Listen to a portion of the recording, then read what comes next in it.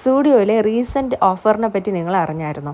ഞാനും ഇതുപോലുള്ള വീഡിയോസിലാണ് ഓഫേഴ്സിനെ പറ്റി അറിഞ്ഞത്. അങ്ങനെ ഞാനും സ്റ്റുഡിയോയിലൊക്കെ ഒന്ന് പോയി. ഞാൻ പോയത് കേശവദാസപുരത്തുള്ള സ്റ്റുഡിയോയിലാണ്. ഷോപ്പിൽ ഏകദേശം പകുതി മെറ്റീരിയൽസിനും ഓഫറുണ്ട്. ഈ ടോപ്പ് കൊള്ളാൻ തോന്നി. അത്യാവശ്യം നല്ല ടോപ്പ് 899 ഓഫറിൽ 499 കിട്ടും. ഈ ടോപ്പിന് ഓഫറില്ല. നല്ല ടോപ്പാണ്. ഈ സെക്ഷനിലുള്ള ഡ്രസ്സുകൾക്കൊന്നും ഓഫറില്ലായിരുന്നു.